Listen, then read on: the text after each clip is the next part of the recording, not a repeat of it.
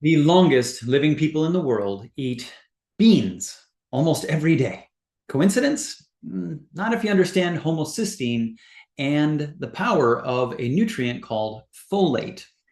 When it comes to protecting your heart, which is essential to achieve longevity, we have three pillars we talk about at Strong in Health when it comes to longevity, and the heart is the first pillar. Most people focus on cholesterol and blood pressure. Now, that is information and it's helpful to bring to the conversation, but there's another marker that's quietly causing the damage, and it's called homocysteine. In today's Heart Longevity Wednesday episode, we're going to shine a spotlight on this under-recognized risk factor. It's been linked to endothelial dysfunction. What is that?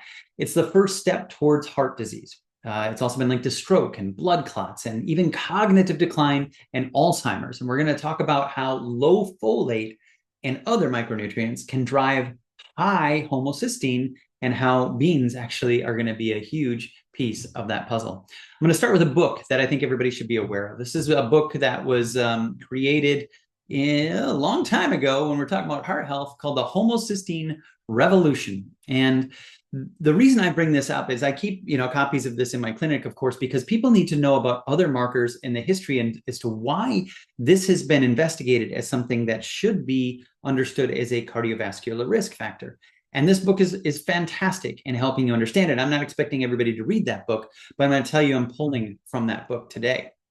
I'm also going to point out, and luckily, as I taught this course for the Gata Institute, Dr. Gata said, it's important for people to know when they're getting that lab, if you're going to go out and do that, what is a good range to look at for that? Because you need to be empowered with your own knowledge. There might be a range on there that says it's totally fine. But this research was showing concentrations of homocysteine above 11.9 were associated with approximately threefold higher risk for white matter damage in your brain when compared to concentrations below 8.6. So what does that mean? Well, if I'm going to go check my homocysteine, I'm going to want to see it below 8.6, I think. And we'll talk about how we can make sure we can do that. But let's look about the heart a little bit more. More research, and I'll share all these in links below, talking about high levels of homocysteine being associated with increased risk for this endothelial dysfunction. We talked about that being one of the early risk signs, and vascular disease. Okay, if we're going to keep the heart healthy, we got to keep the homocysteine in the right range. What the heck is it? And why is it in the body in the first place? Well, it's part of these processes that happen. And I don't want everybody to be entirely afraid of homocysteine, just too much. It's that Goldilocks thing. We have to keep it in appropriate amounts. What's cool about homocysteine is it's right here in the middle of this methionine homocysteine cycle. And it will convert down this pathway below to something called glutathione. Now, we definitely want glutathione. Glutathione is known as our master antioxidant. For being exposed to heavy metals and things like that, we want to make sure that our body can respond and reduce the oxidative stress. So we want homocysteine so we can make glutathione out of it. But as you can see here, we need a lot of vitamin B6 to make that happen. Well, it just so happens that beans are a pretty darn good source of vitamin B6. But let me point out something else that's pretty cool here. There's a book called Stop the Thyroid Madness 2, because they needed a sequel to that book in 2014. And in that, it said a cool way to explain methionine is by calling it methyl homocysteine. Methionine is a simple homocysteine with a methyl group attached to it. So what it's saying is that this homocysteine doesn't just get converted down to glutathione. It can actually get recycled back into this amazing amino acid called methionine that we need for a gazillion things in the body. And in fact, the body has two separate pathways to be able to get it there. Let's just marvel for a second at how awesome the body is at trying to keep you alive. Saying, okay, we took this methionine, we did some things with it to take care of some business in the body, and we got this homocysteine. Oh, wait a minute, maybe we need some more methionine. Let's figure out how to get it back up there and make some more. Here's some chemistry. Or we need some glutathione. The body's amazing. But I digress. Let's go on and talk a little bit more about what we can do about this. The world's #1 longevity food, according to the Blue Zones, are beans. I love this statistic. The World Health Organization found that eating 20 grams of beans daily reduced a person's risk of dying in any given year by 8%.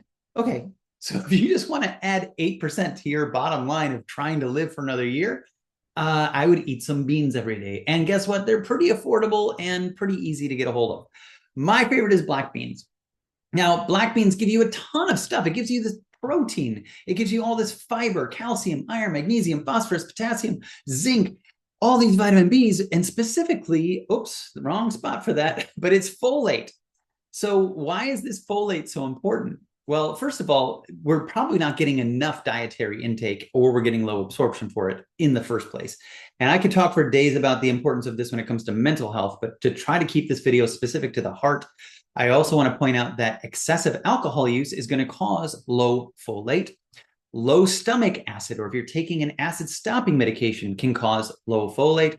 And certain medications like oral contraceptives and NSAIDs, these non-steroidal anti-inflammatory things like aspirin, can also cause low folate. So not only are we having an issue of maybe not getting enough, we're having things that are depleting it on top of that. And we have to have that folate to be able to keep that homocysteine in check and keep it in the right place.